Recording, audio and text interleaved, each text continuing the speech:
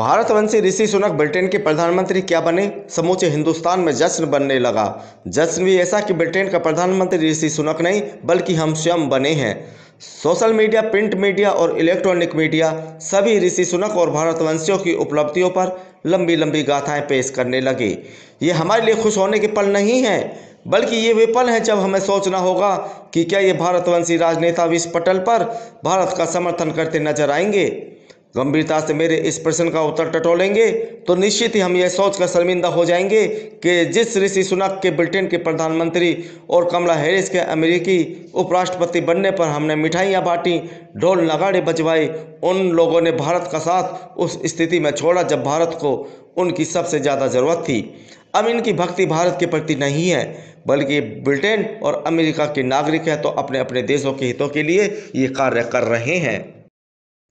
भारतवंशी राजनेता चाहे ब्रिटेन के हों या फिर अमेरिका के, जब भी संवेदनशील मुद्दे उठे उन्होंने कभी भी भारत का समर्थन नहीं किया, बल्कि भारत का विरोध करते हुए ब्रिटेन और अमेरिका की तरफदारी लेकर अपने आप को सच्चा ब्रिटिश और अमेरिकी नागरिक सिद्ध किया।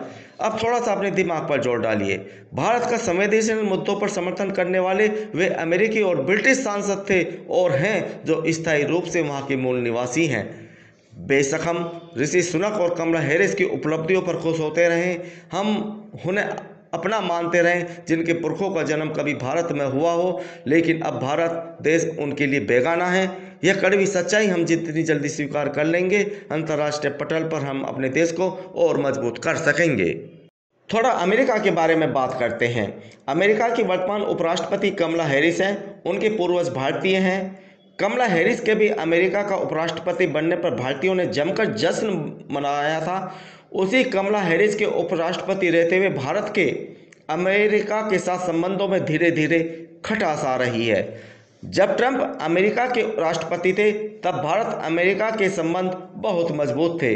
भारतीय प्रधानमंत्री नरेंद्र मोदी और डोनाल्ड ट्रंप के संबंध किसी से छिपे हुए नहीं थे, लेकिन जब से अमेरिका के राष्ट्रपति जोसेफ रोबिनेट बिडेन और उपराष्ट्रपति कमला हैरिस बने हैं, तब से भारत और अमेरिका के संबंधों में फर्क साफ नजर आने लगा है। अमेरिका का झुकाव अब धीरे धीरे पाकिस्तान की तरफ बढ़ता नजर आ रहा है।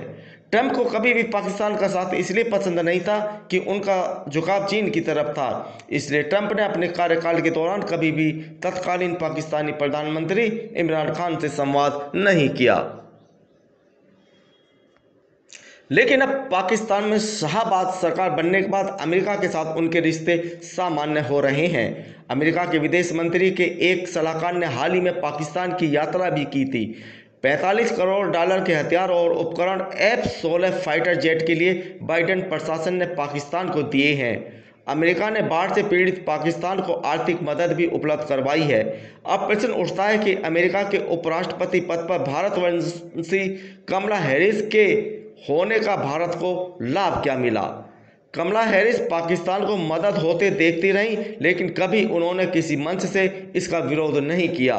फिर भी हम लोग कमला हैरिस के भारतवंशी होने पर गर्व करते हैं, उनके अमेरिकी उपराष्ट्रपति बनने पर मिठाइयाँ बांटते हैं।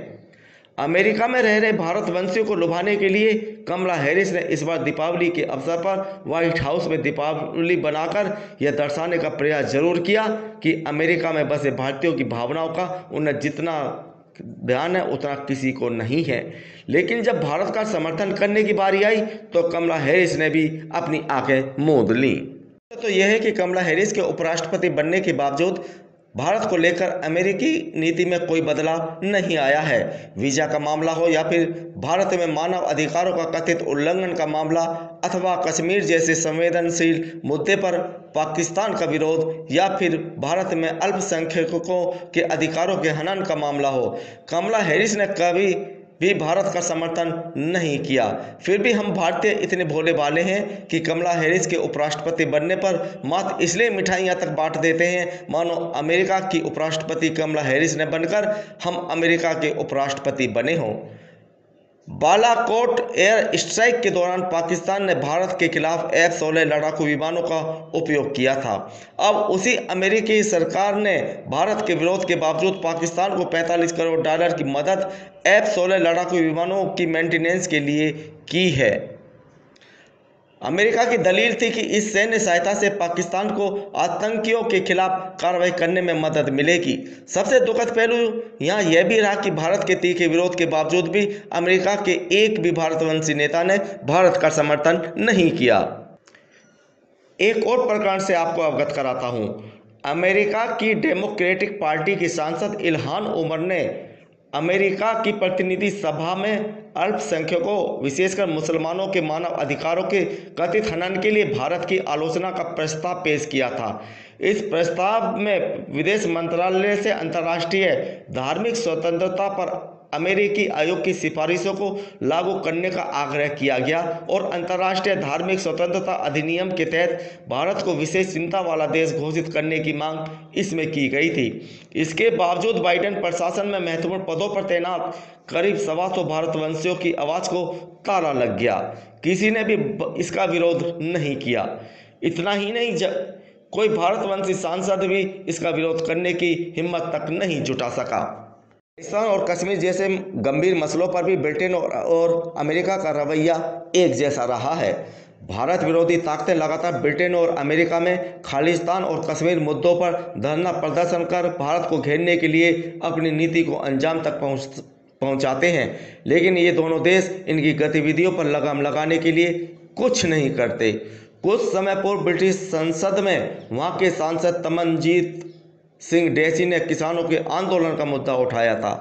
डेसी इससे पहले भी 2020 में लंदन में खालिस्तान के जन्म संग्रह को लेकर आयोजित एक जनसभा में शामिल होकर अपने भारत विरोधी रुख को स्पष्ट कर चुके हैं।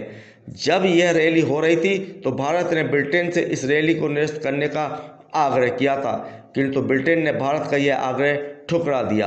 उस समय ब्रिटिश संसद में 15 भारतवंशी सांसद मौजूद थे, लेकिन उनकी भी जबान को ताला लग गया। इसके विपरीत सत्तारूढ़ कंजर्वेटिव पार्टी के सांसद बॉब ब्लैकमैन ने अपनी पार्टी के कश्मीरी ग्रुप समर्थक सांसदों को तकड़ी खिंचाई की थी। उस समय इसी पार्टी के सांसद के तौर पर ब्रिटेन के मौजूदा प्रधानमंत्री ऋषि सुनक चुप बैठे रहे।